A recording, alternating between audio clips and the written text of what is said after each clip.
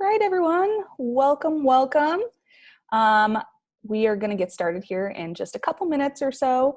But before we do get started, we want to know and make sure that you can hear us okay and just do a little bit of a check on the chat functionality. So if you are here, if you are, entering, if you can hear us okay, throw it in the chat, and also, so we can see who's here and introduce yourself. So one thing as we're kind of waiting for y'all to do that, I did throw in the chat, hey Deborah, a link to a resource we put out a couple years ago. And that was just a blog post that we had pulled together some organizations and companies that were doing a really good job tackling some of these issues around mental health in the tech community here in Minnesota. So just as a resource, take a look. There's some really, really great people there and great organizations for support. Hey, Keisha, Steve, and Tamara, good morning. Hello. All right. Well, we have we've been having a lot of demand for this session, so we're really excited to have these incredible presenters to talk about this really important topic. So before we get started, this is mini AMA. So what that is AMA is Ask Me Anything. And so it's our monthly, but now twice monthly virtual education series where we're joined by subject matter experts like these amazing folks that are here today to answer your questions. So I'm Maria Plessel. I'm the executive director of MiniStar, and we are the nonprofit community organization that was built to nurture and engage those interested in technology through meaningful connection. What that means typically is a bunch of events that bring together the community. And we won't go too much into those details because we really want to get to the meat of this conversation. But one of the things that we are running right now, and like I said, it's about every other week, are these mini AMAs. So if you want to learn more about that, if you want to be updated on when the next one's coming up, I'll throw a link to our mailing list on there just so that you can kind of stay in the loop on that. So, like I said, I'm really excited to be joined by these two lovely ladies, and I am actually going to allow them to introduce themselves before we jump into the conversation. So, Laurie, why don't you start? Okay, yeah, thanks, Maria. Hi, everybody. Super excited to be here to talk about this. In fact, Maria and I were talking about this back in January, and it's just become even more timely and relevant as we're sitting here in May at Mental Health Awareness Month. But so I am a marketing and communications professional by trade and have spent about the past 20 years in the startup community, mostly in tech, where I've worked for both Minnesota-based and Silicon Valley-based startups to help them launch, scale, and grow, which I absolutely loved. We had a number of them go through exit, so that was also really exciting. And for about the past 5 years, I actually spent time at Field Collective, or previously known as Coco, where I literally had a front row seat to hundreds of businesses that were starting from the ground up, and just watched how they built their cultures and worked with those business leaders to create healthy environments for them as well. And then I've also been really passionate about healthy workplaces for most of my career. I actually taught fitness classes for about a decade, a lot of those in company settings. So it's always really important to have healthy workplaces at the front to make sure people were feeling cared about. And then over the past couple of years, that's really transitioned more from the physical realm into the mental health and emotional realm. And as a result, I took a pivot a few months ago and really started focusing more on that. So today, I'm actually a family recovery coach, and what that means is that I work alongside families that are dealing with the disease of addiction in their families to help coach and consult them on those issues, and also other co-occurring mental health disorders. So I'm excited to be here to talk kind of both business and mental health along with both of you. Awesome. And then Dr. Lisa, do you want to, introduce yourself? Sure. Thank you for having me, you guys. Hello. I am Dr. Lisa Lovelace. I'm a clinical psychologist, and I own an online telemental health group practice called Synergy eTherapy. And all of our mental health has always been online, even before the COVID pandemic. And now it clearly is really where everybody is at, doing mental health online. So we provide counseling by phone and video. You can be anywhere in the entire state of Minnesota, and we're also licensed to work in 14 other states in the country. And we work with older kids, teenagers, college students, families, couples, and individuals, trying to help them on their wellness journey. And, you know, obviously before the pandemic started, we were kind of a novel company. It wasn't really something that group practices were doing. You had to go to a brick and mortar place, find your therapist, drive there, go see them. We were doing this online already to try to increase access for everybody to receive high quality mental health care. So I'm happy to be here talking about mental health in general and in the workplace. That's fantastic. Well, we're really happy to have you. A little bit about my passion around this before we jump in is, in previous jobs, you know, I had been managing people and working in kind of some school district and working with children. And so I had the great opportunity to be able to attend some mental health first aid courses, both on the youth perspective and the adult perspective. And what that was, the way it was structured was really helpful as a manager to be able to kind of, you are not a trained clinical physician or anything like that, but a lot of times what you as a manager are sometimes are the first line of someone disclosing something to you, or you're picking up on something. And so being able to be equipped with some tools to be able to support that person and provide them access to the resources. But even before that, being able to cultivate a workplace where someone feels comfortable and safe, being able to bring that to you. Mm-hmm. So that was such a gift that I had. And I'm, really passionate about this topic. I think that there's a lot of, still a lot of stigma in the community around disclosing mental health. I'm as someone who I've talked about this of, whether it is like my own journey of like anxiety, depression, or infertility, or, family with substance abuse issues. I think it's really, really important to be talking about and just opening the door, because, when I first started talking about it, it was like everyone else came out of the woodwork and I felt so much less alone. Mm-hmm. So with that, we are in a really interesting time to be having this conversation, right? As Laurie mentioned, we had talked about this, Laurie, I think it was in like December or something. We were kind of planning it out for the year, and they're like, oh, it'd be really good to have it in May, like Mental Health Awareness Month. Mm-hmm. And then COVID hit and we're like, oh my God, this is huge. And so what I would really like to hear, from Dr. Lisa is, what are you seeing when it comes to, on the client side of things, or just patterns with how has COVID brought to light or exacerbated some of the issues around mental health? Yeah, I mean, that's a great question. And this is it's kind of double-edged for me, because I'm not happy that obviously we're in a pandemic and people are suffering.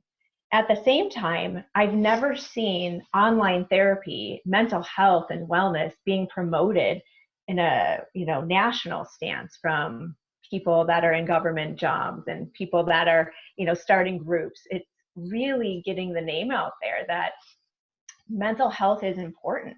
It's a huge piece of what's happening for not only, first line workers, but people just like us that are out there helping, other family members that are struggling with a physical issue or with the pandemic. Kids being home, losing their graduations and their college experiences, and on and on and on. We can go on about losing jobs and losing money. And mental health has been talked about more than I've seen maybe ever. It's kind of like this is just a normal conversation now. So online therapy, which is where most therapists have gone, if you're an outpatient therapist, it's shifted to the technology world.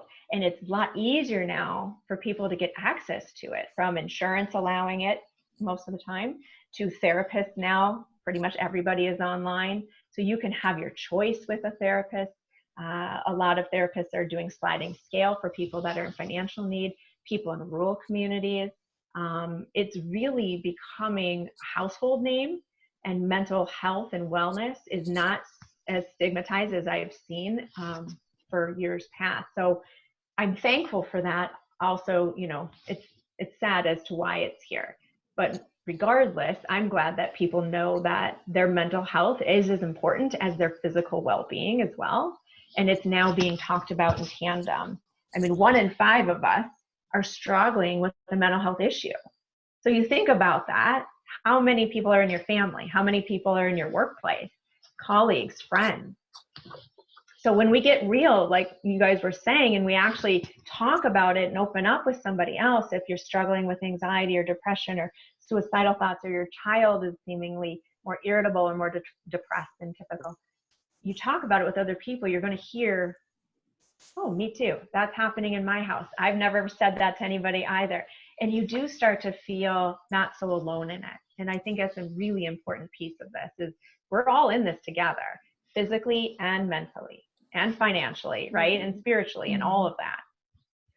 Yeah, I think that's a really good point. And Laurie, you have also just like the perspective and the data around just substance use disorders and addiction. You know, what are you seeing right now as it relates to COVID? Well, I think it really goes back to this isolation that a lot of people are feeling, right? We're all alone. Even if we have other people around us in our physical households, can feel very alone because those normal connections that we had, especially of going into the workplace and, the social niceties that we're used to, a lot of those are taken away. And then now it's all happening over Zoom and on Slack, which again, amen for technology, that it's allowing us to really reshape the way that we're working.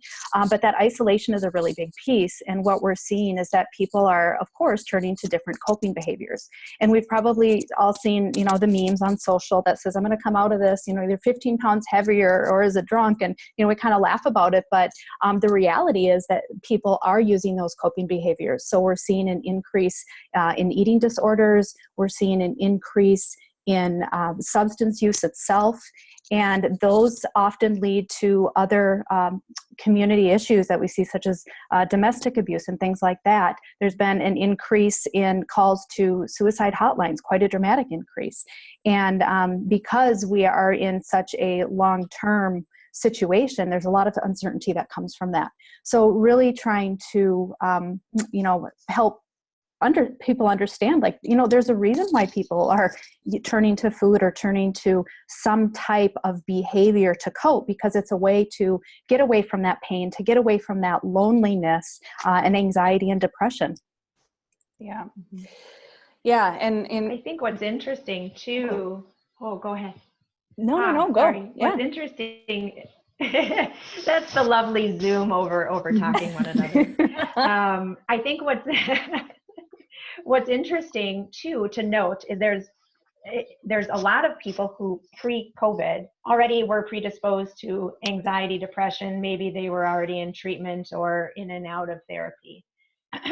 They may be experiencing kind of a peak again and struggling. And then there's people who maybe have never experienced an increase of anxiety, a panic attack, really low lows with depression, or just these thoughts that are really negative. So we have a whole new subset of people that are like, what is this? I've never experienced these feelings before. Or if they have, they've always been able to kind of keep them at bay. Where, like you said, now we're all sitting here with our thoughts, and we don't have the outlets that we're used to having, even going to work, driving in our cars, going to Target, Costco, whatever, we're maybe doing it now, but it's not the same, where you have to really think about your health and your wellness and what's happening, and masks and gloves. And I mean, there's this whole added layer of fear. And when we have this fear response in our brain that says there's danger almost at every turn outside of your home, that's exhausting. And that can kick in anxiety that people maybe never really experienced before. Yeah. Well, we're going to dive into kind of what this looks like in a workplace scenario, but I do want to pause and just let people know this is also your time. So in the chat feature, ask questions. We'll get to them along the ways. We have about 45 minutes to be able to dig into this. We do have some questions that have come up previously, so we're going to start with those, but please put your questions in the chat and be able to ask these lovely panelists. The first one, I think both of you have this perspective, but, and we touched on this a little bit, but the impact that mental health has on our workplaces. So if you're thinking about it from someone whose role is either a leader or a people leader, maybe they're a manager, maybe they're a director, maybe they're the founder, and a lot of it comes from the top. Like, what does the impact of having like a mental health in the workplace? I guess we'll just start there. Why don't we start with you, Laurie? Yeah. So, I mean, obviously we can look at the data, and Lisa mentioned this, but 1 in 5 people are facing some type of mental health disorder. So the numbers right there show that it's very likely that we're working amongst people that are struggling. And, more than that, if you take a look at the impact that has on the caregivers within the organization, right? You may not be struggling with a mental health disorder yourself, but it's likely that we have loved ones that are facing a mental health illness. And so that also takes time to care for those people. In fact, there's a stat that says that in terms of caregivers, if you're caring for somebody with an emotional health issue or a substance use disorder, anything like that, it's about 35 hours per week to help take care of those people. So we have to kind of think holistically about not just the people in the workplace, but then that are struggling with that personally, but people in the workplace that have a loved one that's struggling with this. So this is very wide reaching. In terms of the financial impact, mental health disorders, I think, Lisa, it's about $200 billion per year that it's costing our workplaces. So this has real financial stress on our organizations as well. So this can be something that we need to look at from the emotional side of things, and how do we as leaders create safe spaces for people that feel like they can ask about this during a job interview, or they can be comfortable sharing, like, I need to go to a therapy session. I need an hour out of my day. Can I even do that? There's a lot of questions that people have in the workplace, and they're not sure how to navigate that discussion. So I think that's one thing we can dive into further too. But then how do we equip and educate our leaders in the organizations to set a culture that feels safe? And how do you go about having those conversations? Because this is a very touchy issue, and there's obviously a lot of confidentiality around it too. But there are ways that we can create healthy cultures that indicate and communicate to team members that, hey, this is a disease just like any other. So you mentioned, Maria, that there's a lot of stigma and shame around these mental health disorders, and there absolutely is. And it's why we don't really talk about them in the mental health, or the workplace. Mm-hmm. But they should be treated just like any other disease. If our colleague all of a sudden is diagnosed with cancer, like, we are showing up for them. We're making sure that the team workload is distributed. But when something like addiction shows up, or depression, wow, how do we talk about this? And let's not go there because it's too uncomfortable. But we really need to start to change that conversation, because especially with the way now that we're working in our workplaces, and we're more remote and we're more isolated, it's more important than ever. Mm-hmm. Yeah, I couldn't agree more. Dr. Lisa, we had a question come in from Christine. I'm wondering if you can kind of start with this one. Christine is wondering, what's the best way to support a teen and his parents when they have attempted suicide during this environment? So I'm wondering, with a clarity question here, is it the teen that had attempted suicide, or one of the parents that attempted suicide? The teen? Yeah. Yep. So this is in the workplace. So I don't know if you're a manager or if you're a colleague, but if you know somebody where their family member, their teenager, has attempted suicide, how you can support them. I think the biggest thing that parents feel is shame and guilt. I am the grandparent of the teen. Oh, okay. So this is in your family. So not with the workplace, you're saying in your family. Thank you for clarifying. And first of all, thank you for sharing that. What you did just now by sharing this and saying that is reducing the stigma. Mm-hmm. And I guarantee you other people have experienced that some way, shape, or form, whether it's a family member, a friend, or a little bit removed. So I appreciate your vulnerability in doing that right now. And I'm sorry that your family is going through this. And there is support, and there's treatment, and there's hope, right?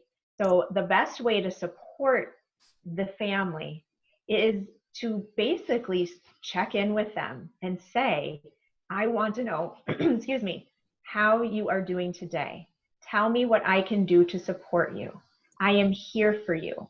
you can't always change the situation, right? And I think a lot of us, especially as parents and grandparents, even bosses, we want to fix, we want to help and fix. And the way that we can do that is by support, not by shying away or avoiding it, because it's still there even if we don't talk about it. Mm-hmm. So helping people understand that it's okay. I'm here for you. I'll do what we need, whether it's, making a meal and dropping it off at their door, right? Sending some texts that just say, I'm thinking of you. Come join me for a social distance walk outside. Doing what's in your control to show you care, to show that you're there, to show up.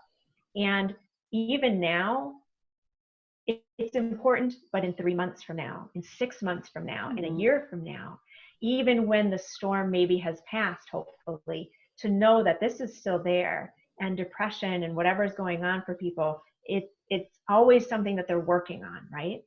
Things can come and go with the times, but it's really, really hard to kind of feel like everybody's there at the beginning and then in a few months nobody's there. So I think just staying consistent, staying supportive, you don't have to fix, just saying, I'm here, we're going to get through this together, and then showing up. And I think there, just so you know, and I would imagine your family knows, but there are still intensive treatment programs happening during COVID. In-person, inpatient programs are happening, and they're doing it in a way to keep people safe. There's intensive outpatient programs that are virtual. And then, of course, most of us who are outpatient therapists in practice are doing it virtually as well. So helping them to stay connected to treatment or medication or even online yoga, whatever they find stimulating in a positive way, I think would be helpful, because this is a really hard time. And I'm sorry you're going through this and your family's going through this, and I'm hopeful that they're going to get their treatment that they need. Does that answer your question? Does that help? Yeah, and as we're waiting for Christine to respond, I think, one of the things I'm hearing from Dr. Lisa is, and I'm sure a lot of people can relate when it comes to the grieving process, right? You have so many people who are, there, it's very front of mind right after someone passes away, but then there's still a 6 months, 1 year, 2 years, where it's still so present in that person's life when they've lost a loved one. So I think that piece of advice of thinking about it from the perspective of the check-ins 3 months down the line, 6 months down the line, staying present for that person. I love that. And Christine followed up and said he's in a facility right now. He and his parents want to keep it a secret from the rest of the family. Yes, that's helpful. The other family doesn't know. And Laurie, you could probably talk about this too, whether it's mental health, substance use. We've talked about this, infertility, whatever it is that people are feeling shame about. Yes. They maybe don't have the language yet, so I would obviously encourage the family to get support so they can find language to be able to talk about this. Yeah. Whether it's with just themselves or, with other families of kids who have, attempted suicide, having a support network and having language around what's happening is super helpful. But we certainly can't push people beyond their comfort zone of what they want to tell others. But even within the same family unit, it's great to be able to talk about it. Yeah, it's so important. So I just love what you say about showing up, because again, with more traditional diseases that we understand and we're used to how to care for somebody, when you start to bring that shame and stigma in with some of these disorders, it's a very lonely place. And as a family member with that type of experience, our family walked through the disease of addiction in complete silence, and I would say shame for many, many years. We were embarrassed about what was happening within our family, and we didn't want anybody to know. So even as Christine shares, I understand what that feels like, and it can be a very scary place. And I think where a lot of family members can get tripped up is they say, well, I want to help, but I just don't know how. And so when I'm working with families, one of the first pieces is just how can I help you navigate this? Because there isn't a lack of resources, even though it may feel like that, I don't know where to go, I don't know where to turn. There are a lot of amazing resources out there for any of these types of disorders. But how do I actually do it? And I think that's the hardest piece for people, because one, they want to be able to maybe just do it secretively, and maybe that's where they need to start. But I think once they start reaching out and connecting with other people that have walked in their shoes, it gets easier and easier. So even private Facebook groups, there's a lot of great private Facebook groups out there for really any type of mental health disorder that you may be facing as a family member is a great place to start. And then, of course, wonderful organizations like NAMI, the National Institute on Mental Illness, a lot of online courses and workshops. But even just, if you are somebody that's dealing with somebody in your family, just reach out and say, I just need help. Need help navigating this. Can you help me make a phone call? Can you maybe spend 30 minutes and do some research for me just to help lessen that burden? And I think the one thing that I'm hearing from you is also applicable for managers. What we hear a lot from people is this fear of like, I don't want to make a mistake, or I don't want to, this is such a situation where people feel like afraid to address it with their team. So they don't say anything. Yeah. Right. And, we see that, in the workplace, it manifesting in different ways. So, whether it's like diversity, equity, inclusion. Well, I don't want to make a mistake, so I don't do anything. So I don't say anything. Right. But what I'm hearing you say is like it's just something, and asking and being humble with the person that you're working with, whether it's, a colleague or whether it's a family member, and just saying, I need help navigating this and I want to be here for you. Yeah. I think I love that. We did have another, go ahead, Laurie. I'm just going to say there are a couple of things that came to mind when you were talking. One is you can never make the mistake of asking people how they're doing, and really asking how they're doing, right? And I think we need to equip leaders with the skills to say, like, what are the things you're struggling with this week? Right. I think that's one thing, because we're so used to focused on like, what are you doing? What's taking up your time? What projects you're working on? But really taking time in those one-on-ones, like, hey, let's put aside work for a minute. And I think especially we have the platform to do that now. We can all recognize the fact that we're working in very different environments, and we can start having some of those questions. The other thing I think about is, we're largely talking to a tech audience here. And if you think about the teams and the people that are employed on these teams, we are asking people to use their brains all day long, right? A really important part of what they're doing, whether it's development or putting together sales plans. I mean, it can be any number of things. And so we need to make sure that our teams are as emotionally and mentally healthy as they can be, so that we are showing up in a meaningful and productive way. Well, I think that's a great segue to Deborah's question. So Deborah is saying, given that most people aren't used to the experience of remote work, it's not as structured, it's not as interactive, what are some good mitigation methods to support mental health as part of the day-to-day workplace dynamics? Mm-hmm. Yeah, well, I've got a couple of recommendations, and these actually come from a couple of local companies here in Minneapolis, St. Paul, that building out tech companies. So one is, Dustin, who's the CEO and founder of Modern Logic, which is a digital software agency here in the Twin Cities. One of the things that they do right now is they actually will have everybody put in their earbuds, and they'll actually go for coffee walks, and to be doing coffee talks and coffee walks is a way to connect with one another, but also to get some physical exercise, which I really liked about that. I thought that was kind of a neat thing that they're doing. And then there's another team. His name is JJ Parker, and he's the founder of Tightrope Media Systems. And they have a pretty remote team anyway. They have about 50 people on their team, and about 60% even before this happened was remote. And so they've really been embracing remote life. And one of the things that they've started doing is they've launched a blog, and what they do is they are contributing very real examples of what it's like to work from home, some of the challenges people are facing. And then one of the other things that they've been doing for a while is they have a policy called 30 a day. They have to take 30 minutes a day, not part of their lunchtime, to actually engage in some type of physical or wellness activity. And as a way of reinforcing that, it's discussed on one-on-ones, and it's also part of their annual performance reviews. So these are the things that, you have to do more than just profess you're going to do these things, but you have to make them a part of your day-to-day culture. So those are just a few examples. There's a lot more that we can go into later if we've got more time. But that's what some companies locally here are doing. Yeah, and we also have an example in the chat from, I believe it's Margie. I hope I'm pronouncing your name right. But they said that let me go back to the first one. My company's fully remote, and it's been great to hear that we're doing a lot of things right in terms of mental health. We have a Slack channel called Discuss Wellness for sharing about mental health struggles, including ADHD, anxiety, and depression. We also have indicators for where we are in our day, like at meeting or at walk, and one of them is at therapy. Love it. So I love that, just normalizing everything. That's right.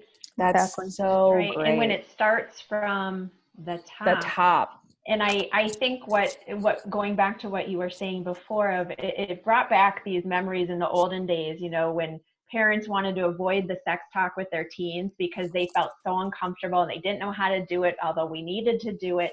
It brought that up of like, if you are uncomfortable personally, it doesn't matter if you're a manager or whoever, a president of a company, if you're personally having a hard time with the emotional aspect, the health and wellness aspect, and you know that about yourself, then I think that step one is just start getting familiar with the language, with understanding. Maybe you've never experienced anxiety, depression, right? Other people have and you haven't. How do I understand this? How do we bring this into my own personal world of being okay to talk about depression, to say the word depression, to say the word suicide? I think for a lot of people, managers, owners of businesses, it's really hard. And so then there's a void a little bit with how it trickles down. So I would definitely encourage everybody to be able to become comfortable just being able to acknowledge, just talking about it and knowing that it's there, to be able to put some of these things into place. And then maybe there's other people under you that are more comfortable.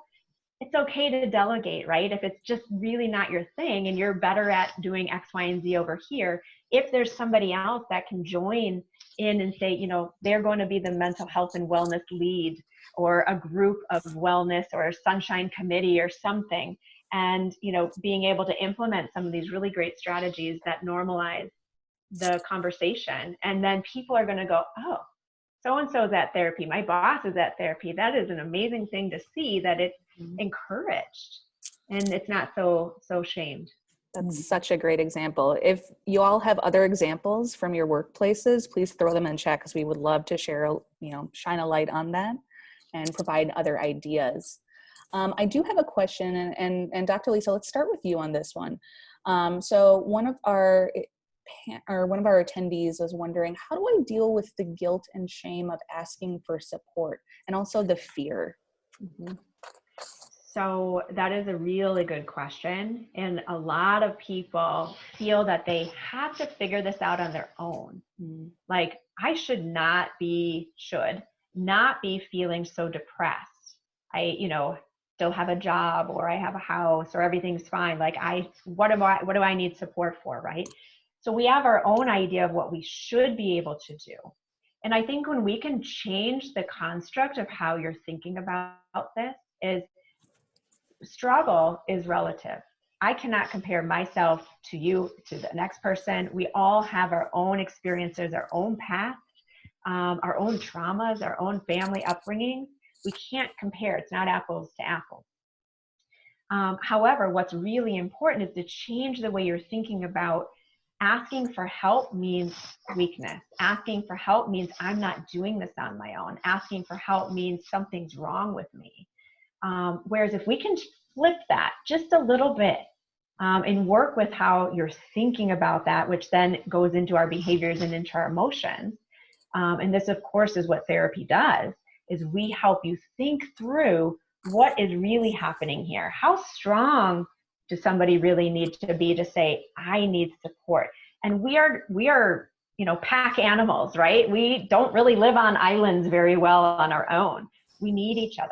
So think of it. Would you want your best friend, your mother, your child to say, I should just be dealing with this on my own? Or would you say, you know what? It takes strength to admit when we need support. And how we think about that, is important. And then maybe you ask your primary care physician. Maybe that's a safe place to start. Maybe you ask somebody you know in the community that you've seen on Facebook post about mental health. Maybe you DM them. Maybe you reach out to NAMI or Synergy Therapy, or, anything and say, hey, what do I do? This is what I'm feeling, or this is what I noticed my spouse or husband feeling. So I think when we can change the script a little bit of what it means, if you had diabetes and you said, you know what, I'm going to fight this thing on my own. I'm going to will my blood sugars to be a certain level. Like, oh, okay, you could probably do some food and some diet and this and that, and you certainly can do a lot of it on your own. But what if you really need the insulin, right? Would you feel the same way? And so when we can flip the script and say mental wellness is just a part of physical wellness and medical, it's important to understand that we need each other. We need specialists a lot of the times, and it's all relative. And some people just need a couple of sessions. Some people might need tune-ups here and there throughout over time. And knowing that I'm taking charge of myself. I am in control of when I'm not feeling well and when I need support. And that takes a different kind of a strength to be able to persevere through the distress of, I don't like that I have to do this. Mm-hmm. And I'm still going to do it and get help because I deserve it. Kind of a long answer, but I hope that's helpful. That's great. Laurie, is there anything that you want to add? That.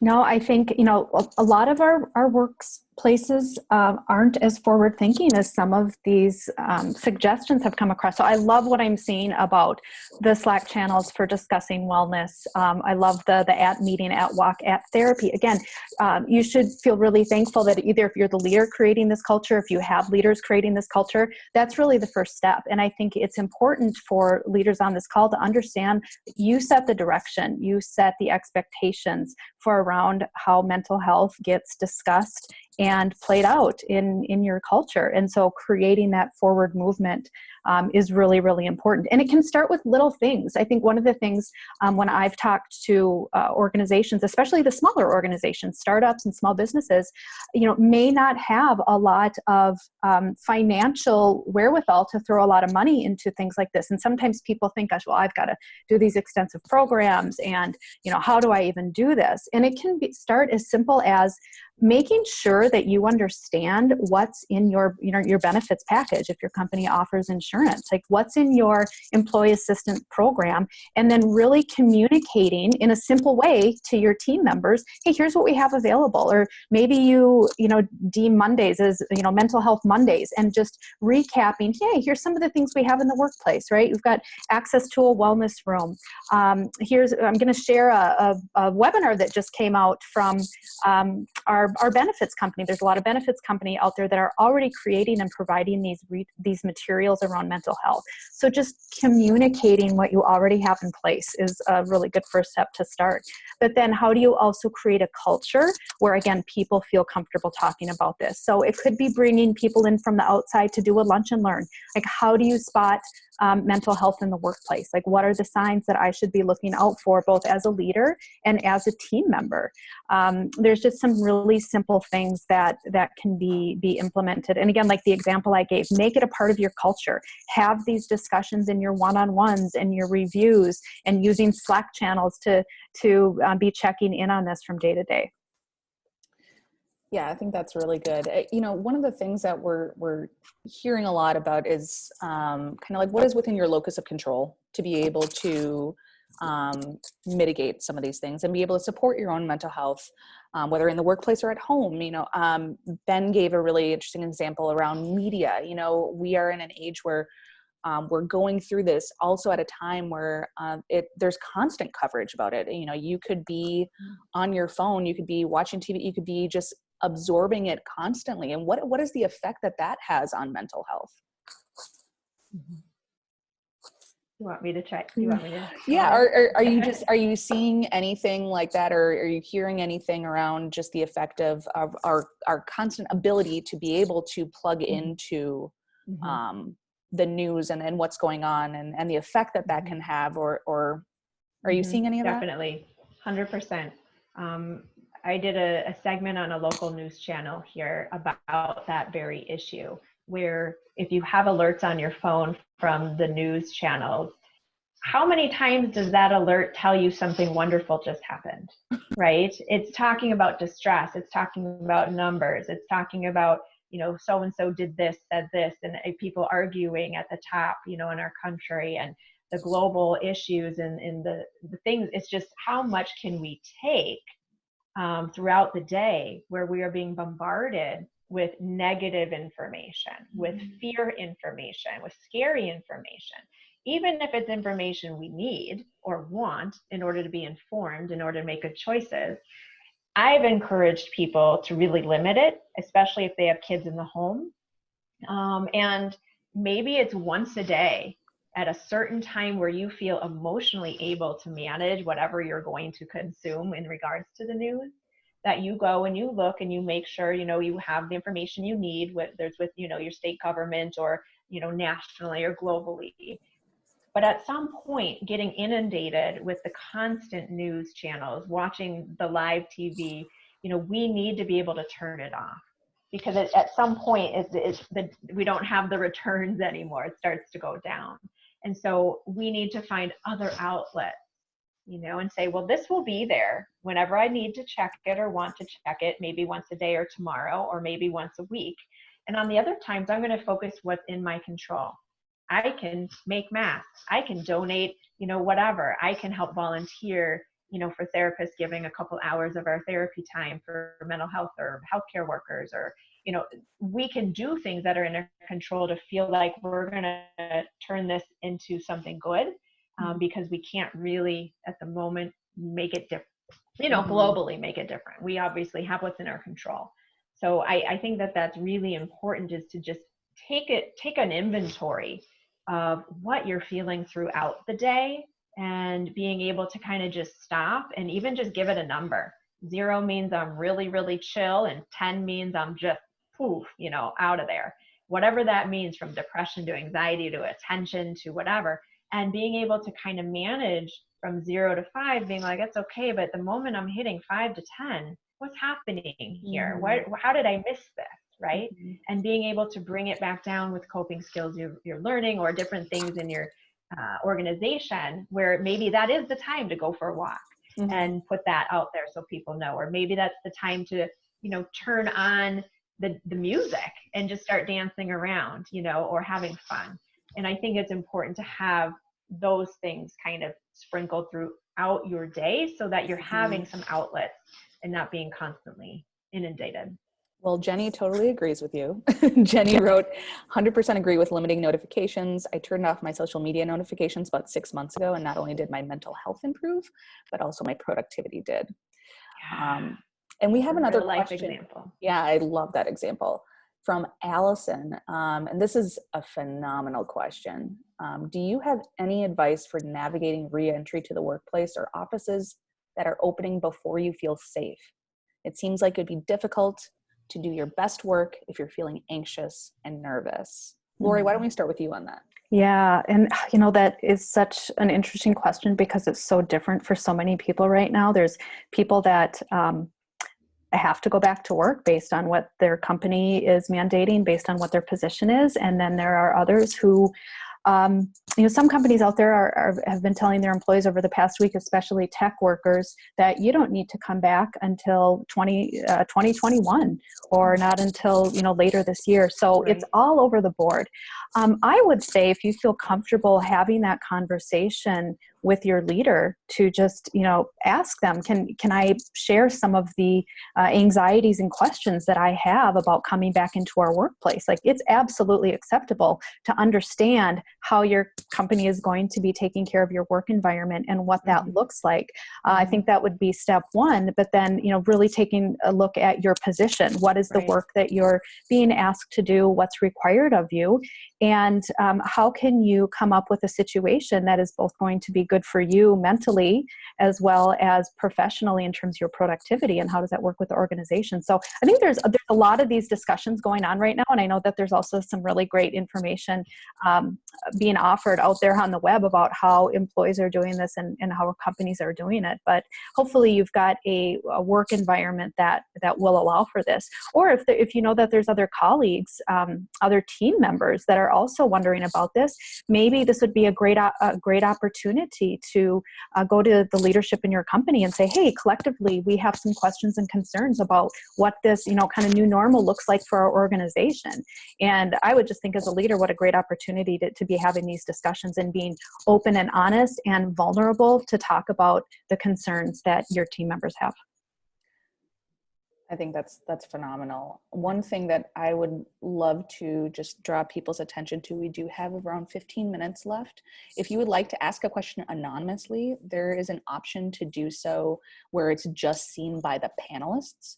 So if you have questions but don't necessarily want them public in the chat, we'll keep you anonymous. It is just, if you go down there, you select all panelists versus all panelists and attendees. So please keep them coming. We do have another question, and this is kind of tactical, and maybe Dr. Lisa, we'll start with you, and then Laura, I would love to have you chime in. What does a mental health disorder actually look like in the workplace? So what should I, if I'm a manager or if I'm a people leader, what should I be aware of? And what might be some signs that a colleague is struggling? Mm-hmm. That's such a great question, and I'm glad that it's being asked. And there are some general things that you can look for. I think when we think about how does mental health project, how does it manifest, we can look at it in it kind of behaviorally, right? So you might want to start to think, is somebody's productivity, are they typically doing okay? And maybe there's some fluctuation or dips. We don't know what it would mean, right? It could just be somebody's tired, or somebody, there's a new baby in the house or something. So we don't want to assume, but if productivity is going down, I think that's something to just pay attention to and be able to say, I've noticed this, is there anything that I can do to help? Is there anything you want to talk about? No matter what you have going on, I'm here for you. Let's figure it out together. I think that when people are in person, it's a little easier perhaps to see it than when we're on Zoom calls. Half of us are in our pajamas anyway, so it's a little bit hard to know sometimes. Just hygienically speaking, somebody might not be sleeping as well, taking care of their hygiene. Those things can certainly be things to look out for. And I think just kind of just engagement or lack thereof in general. If somebody's maybe typically pretty engaged and maybe they're starting to withdraw, showing up late, not really wanting to join in some of the extra activities, and maybe when they do join, they maybe their affect, just kind of how we see somebody. Some people are better at hiding it than others. Some people can smile right through. We call it, it kind of functional addicts or functional mental health. We're kind of able to manage it, whatever it is. And other people really can't. You can kind of see they wear their emotions on their sleeve. And missing a lot of days. If there's a lot going on in their world, in their family's world, whether it's with them or with their family member, it can certainly influence how they're handling things. If it's not their own mental health issues, it's somebody in their family. Missing a lot of time at work. I would say those would be some things to pay attention to. I know right now it's hard to discern like what's the pandemic and what is really kind of a mental health problem, and you don't have to figure it out. It's not really your job to figure that out, but it's, I think, your job to say, I've noticed X, Y, and Z. Mm-hmm. Let's set up a time, and talk about this. And you can be as real and as honest as you want to, or you don't have to be, but I'm here for you. So it doesn't force somebody to say, yes, I'm struggling with depression if they aren't ready to or don't want to, but it also shows that you're there no matter what. They can say it or not, or, you know what, I don't know what's going on, but I want to point you into the direction of all of our different resources on your own time. You can choose, like you said before, with the EAPs and the benefits and the wellness. Laurie, what do you think? I think you nailed it. I think you touched on a lot of the same thoughts that I had, and all of those things, productivity gaps, maybe they're leaving the workplace abruptly. You're not seeing there's hours that go by where you can't reach them online, things like that. and just, strained interpersonal relationships with colleagues where maybe you had a better, relationship before, but now you're seeing some disruption in that. And I loved what you said about how do you actually address this, either as a colleague or as a leader. So let's say you experienced somebody erupted at somebody in a meeting and then they stormed out of the behavior. Instead of going to them later as a leader, like, why did that happen? Which feels almost like an attack. I love starting with the phrase, I noticed, right? I noticed this behavior. Do you want to talk about that, or what's going on? So just even the way that we communicate, the way of what we're seeing or what might be going on has to be done in a really thoughtful and respectful manner. Again, in order for people to feel like that they can confide in you. Mm-hmm. That's fantastic. There are some really good questions that are coming in right now. I'm going to quick get to them. So we have one, any tips for individuals who are currently unemployed and seeking a job? I have generalized anxiety and ADHD, recently finished a certification program and went from tons of structure to no structure. I'm struggling with managing my own time with this new lack of structure. Who wants to jump in? I can tackle that, at least initially. That is really hard. For people with anxiety, in particular, structure, knowing what's happening next, those things make us feel safe and calm and secure. When our brain feels safe and secure, we can produce, we can think, we're not as overwhelmed, right? In addition, if you're struggling with inattention, ADHD symptoms of some sort, you can feel, well, I used to have my routine and my desk and I knew where everything was, and now it's like all over the house, right? How do I manage to get this back into order? The best thing that I could recommend is to start very small and just to start with one thing at a time. So I think that it can be so overwhelming that we're thinking, I need to get this job and I need to do that. I need my resume and I got to do these calls and I need to reach out to my friend. And someone posted this on Facebook, and we're just do. You have too many bubble thoughts happening. So if we can just sit down, whatever space you have, whether it's outside, go somewhere and sit, on your deck if you have one, go to a room, go to the bathroom if you need some quiet and privacy, right? A place where you can figure out, okay, I just need to do one thing today, right? And maybe that one thing is just organizing something. Maybe it's just organizing your documents. Maybe it's just finishing your resume update. Maybe it, whatever it is, just one thing and not anything else. And that one thing is all you're going to do to accomplish it. And you give yourself a deadline based on the amount of work it is. So it could be by Thursday at 3:00, I am just going to focus on finishing and updating my resume. That's it, nothing else. And then from there, you're going to feel accomplished that you did something. And then you can go, what's my next thing? You can also seek help and support. Delegate is great. Maybe somebody's a really good resume writer. You're like, I'm going to have them do that or pay them to do that or whatever, right? And helps you kind of free up some space in your mind so you can focus on just one thing at a time, complete that task, and then move forward. And when the bubble thoughts come in of, squirrel and rabbit, and I have to do all of these things, right? You have to acknowledge that's happening for yourself and say, nope, I'm going to write that down on a piece of paper if I need to keep my little bullet journal happening, but I'm not going to do it right now. So you get the thoughts out and down, and then we shift your focus to come back to the one thing that you need to accomplish. That would be a quick and easy answer there. Mm-hmm. And yeah, just a couple other thoughts on that. I know we're running short on time. So the last point of that, I'm struggling with managing my own time with this new lack of structure. So you are not alone. I think a lot of people, not only on this call, but just the people in our communities are feeling that same thing.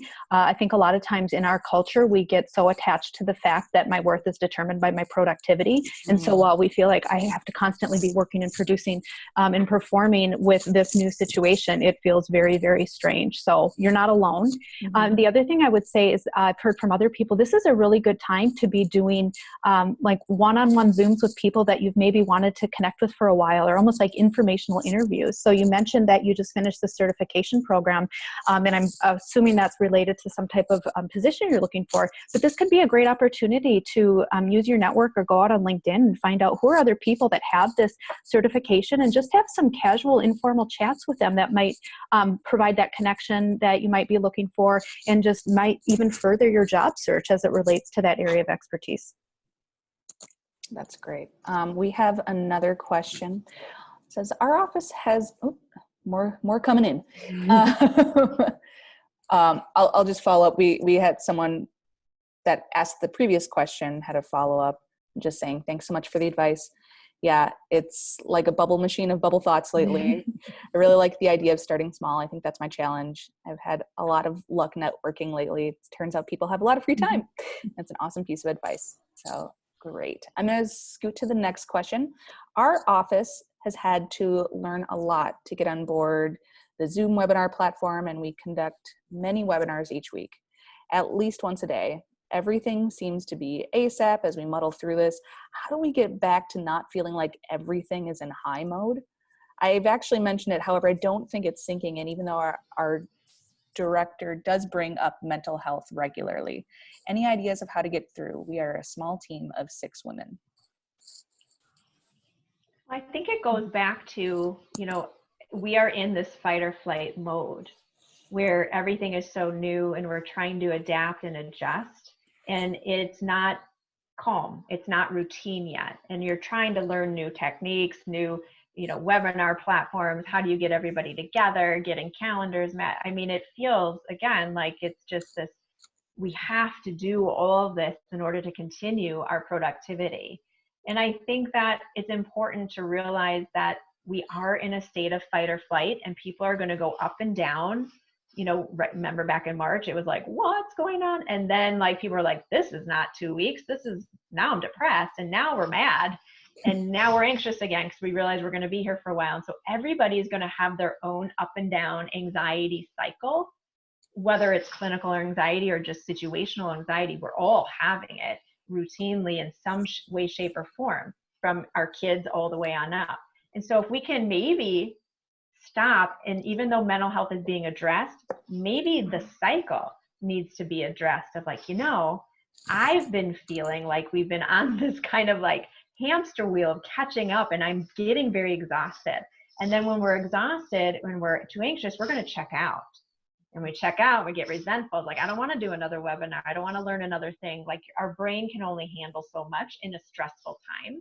So I think even just addressing how you're feeling, and see if it, with the other 5 women and that you're with, can it be a conversation of, let's just take a pause. Let's focus on what's happening right now here, and why are we feeling like we have to do X, Y, and Z, and who else is feeling this way. I think communication is super helpful in that time. Mm-hmm. Yeah, I would try to identify what are the biggest pain points that your organization, that your team is experiencing right now, because you say everything seems to be ASAP, and yeah, I know how that can feel, but really kind of digging a little bit deeper, what are the top 2 or 3 things that are really introducing the most amount of pain in our organization right now? We can't get to them all, but we are going to prioritize those, and we are going to bring this up for discussion, and then we're going to have a means by which we're following up on this, whether it's a daily 10-minute chat about it or a weekly check-in, to see how we start to modify or change these processes within our team. I love that. We have 2 questions left. One, and this is really great. How can I talk about my depression and anxiety with my older bosses, some of whom are in their 70s, if they do not believe it's important, especially if my disease has been affecting my job performance recently in the last few months? That's a really tough one. I mean, that is, we're looking at probably an organization where the culture is not to talk about this openly. And so how do you come in from, the ground up to be able to impact that change?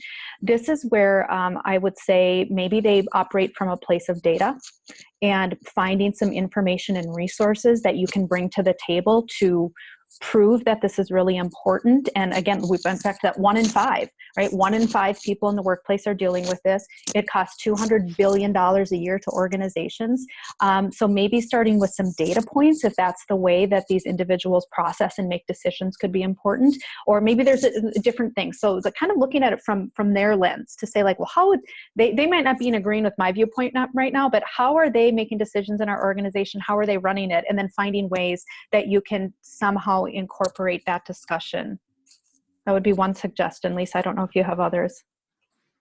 I think that's a great suggestion. I think we have to remember that we can't necessarily change other people, but we certainly can start movements, and we certainly can find the data to help other people see it differently. If they can't see it emotionally, to see it in the numbers of your company might be losing this much X dollars from people having to take sick time or PTO or not feeling supported or whatever it is with their mental health, substance use issues. And if you feel like you have a community within your company of starting something from the ground up, start a sunshine committee that goes around and, does nice things for other people, or recognizes things, or, talks about mindful Mondays, and Taco Tuesdays and those kinds of things that can get cliche. But if you really mean what you're doing, it will be seen and people are going to feel it. And then you're changing the culture from the ground up. Mm-hmm. And again, I think owning what it is that we feel. Mm-hmm. Somebody else may not believe it, might not give you time off. It doesn't feel very good.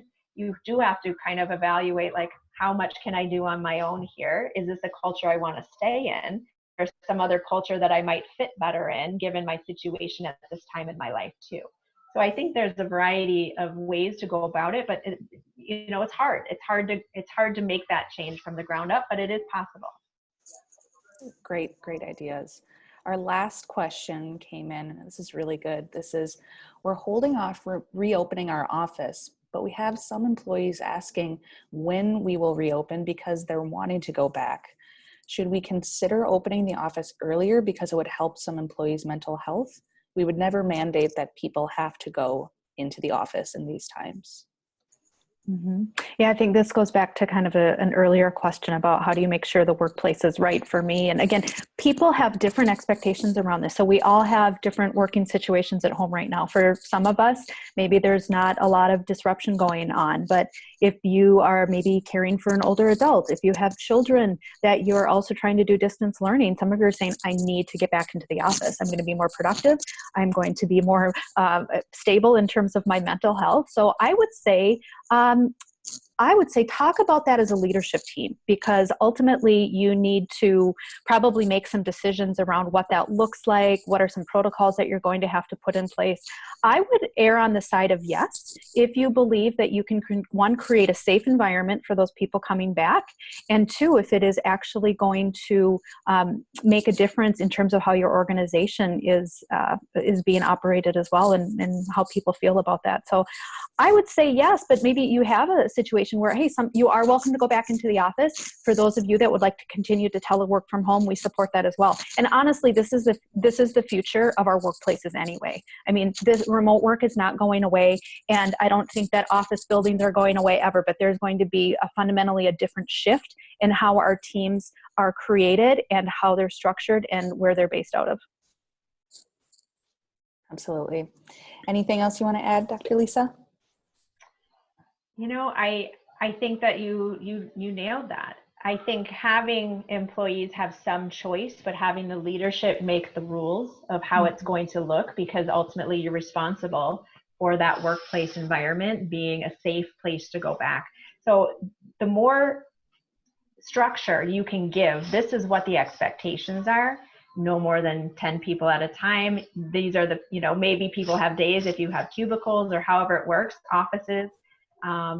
Wearing masks, sanitizing, cleaning, how that's going to look if you don't have somebody cleaning a computer and they're shared from multiple people, how is that going to look? So I think really thinking about it in an operational way, how it's going to go, and then making sure that everybody's communicating. Susie's going to go in on Monday from 1 to 3. And then, she's going to make sure that she checks that she did this, and this for sanitizing, or whatever it looks like. So having structure is going to be super important, and making your employees feel safe even to go back at some point if they feel like they need to or have to. You already have it in place where we've already set this culture and we know how it's going to go. And then for employees that aren't comfortable, they're going to be more productive at home because they're not going to be as anxious. And so really taking into consideration both sides. And I would just wrap on that. I think if you haven't, as leaders, been having conversations about mental health in your organizations, this is the perfect time to introduce this. As you're talking to your team about how we're reevaluating the way that you're going to be working and what our offices look like, whether in person or at home. We also want to really make sure that your emotional and mental health is taken care of at this time. So this is going to be part of the overall plan that we're talking about. So right there, that starts to communicate to them like, oh, there's a major shift going on here, and this component of mental health is being taken into consideration as well. Absolutely. Absolutely. Well, I really appreciate both of you. And I also appreciate the people that have been in the chat and your vulnerability and your questions that you asked. This has been an incredible conversation. Before I wrap up, is there anything either of you would like to share with the community?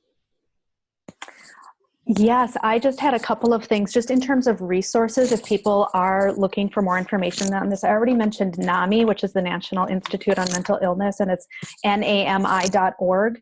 Another one is SAMHSA, which is the Substance Abuse and Mental Health Services Administration, SAMHSA.gov.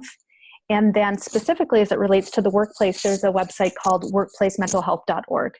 And I don't know, maybe Maria, we can follow up with that in chat or emails or something, but there's some really good resources out there about how you talk to your team, how you start to implement better mental health into your workplace. So those are three organizations that I draw a lot of information and resource from. And I'm going to maybe go a slightly different direction of if you're looking for help or you have a family member that needs support, you can certainly go to your primary care physician. They're doing virtual visits and you can talk about the issues and they might have referrals or recommendations. You can also go to psychologytoday.com, search your area, search your specialty. You can put in insurance or private pay. You can, filter by whatever, cognitive behavioral therapy, and it'll show up a lot of the therapists that are in your area.